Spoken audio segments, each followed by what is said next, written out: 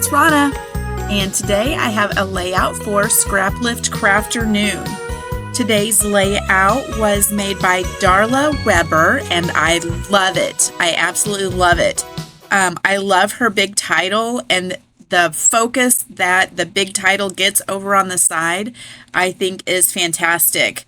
I love her square photos. I didn't have square photos. I have two different sizes of rectangle photos. It's going to give me a little trouble. You're going to see here in a minute. I'm going to fumble around with it a little bit, but we'll power through. So I have the Doodlebug Hometown USA collection, and I absolutely love this collection. I actually only had a few sheets of paper, and I used them and loved them, and so I ended up finding the collection again when I was at a scrapbook crop. One of the vendors had it for sale, and so I bought another whole collection pack because I knew I could make lots of layouts. So this is one of them. This layout is for my youngest grandson, Hudson, and I am going to try and do at least one boy layout a week. This might be kind of cheating because this could totally be either or because it's patriotic, but I needed to do this layout for his book, so I'm counting this one as one of my masculine layouts for this week because I probably will only have 2 layouts this week up, and that's fine. We also I made a whole bunch of scrapbooks for church camp, and we just finished that. It was fantastic. The kids liked it, and so that's taken up a lot of time this week. So that is why I haven't had more done. That's my excuse. I'm going with it. So I'm trying to lay out my photos and then have that flag tag as my 4th. And hers made, a nice little square, and she matted the whole thing together, and it looks fantastic. Mine is not going to end up like that, and it's not going to end up like what is on here right now either. And no matter how many times I fumble around with it, it's still not going to end up like that. I love the big title over on the side. Like I said, I found the Happy 4th of July. It is not part of the Doodlebug collection. It's an older one. I don't even know which collection it went with. It's a gorgeous shiny silver, and there are a lot of shiny silver elements to this collection, so I thought it worked perfectly. Also on the side, and it's hard to tell on screen, but on the side of these letters, you can see the blue foam underneath, so I thought that was super fun. So had I just went with this and glued that blue or the red paper right on top of the blue, this layout would have gone way faster. But you're going to see me in my trying to conserve the paper or whatever you want to say. I actually wasn't. I only have one sheet of that star paper, and I decided what was on the back side would be perfect for the 2 sides that Darla had on hers beside the title. She had some strips of paper, and you see that fun diagonal with the red, white, and blue on it.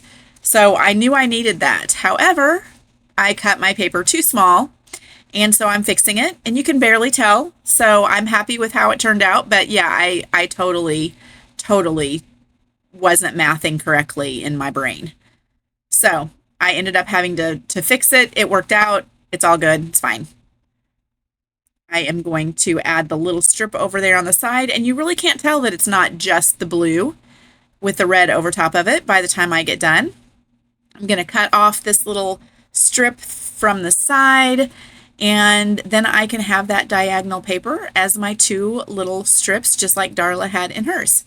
I'm sure there was probably something else I could have used, but I just love this diagonal, and I hated for the whole thing to not, I would never get to use that paper because I only had the one sheet. So that's the trouble with double-sided papers, and me, I want to use all of them. It makes it so hard to choose. But anyway, one was thinner than the other, so I had to fumble around with that as well. Let me know in the comments. Do you have this much trouble when you're scrapbooking? Or is it just me? So here's another trying to decide with these photos, and that is gonna be how I end up with it. And it doesn't look like hers, and I was trying so hard to make it look like hers, but my photos just weren't gonna work. No matter what I did, I just didn't love it. But this, I think, this worked well for me, and I like it. I think I do maybe scoot it down just a little bit. I'm kind of off screen here. I apologize for that. I have a new setup. I needed a different thing for my camera to sit on, and my old one just wasn't working anymore, and I'm not really used to this one. I have to work farther away from my body, and I'm not used to that, and so sometimes I'm going to be off screen just a little bit, but I think you get the idea. I just made the little banner piece and put the word or the number 4 and the TH to say fourth, because as you saw me fumbling around with this title, it wasn't going to fit on the red how I wanted it to. So by taking the word fourth and changing it to the number 4 and TH, I made it shorter, and it's going to fit on there more like hers did. I just didn't want it to go off the red, and the word fourth was going to. So and she had mixed titles anyway, so I'm pretty happy with this. I really like how it turned out. I added the Land of the Free and Home of the Brave with the flags. That was off of the big cardstock stickers to add more to my title. Hers took up a little bit more space than mine did, and I thought that was perfect. I really liked how that looked. And then I'm using these small stickers, and I love these. They're so good for like building little scenes, and I tend to have a lot of pictures. We do like photo shoots with everybody in their red, white, and blue every year. I love them, and so we always have a lot of pictures. And these are so fun. All of these little elements in this little icon pack it's 3 sticker sheets. If you ever see those, I think that they're intended to be like for planners and things like that, but I love them. So definitely give those another look if you've passed on them before, because they're fun. They're super fun. So I end up with the little general store down here, and that's going to fill in that space. Her embellishment was kind of a big thing across the top and a little tiny cluster down on the very bottom of the layout. Mine wasn't going to work that way.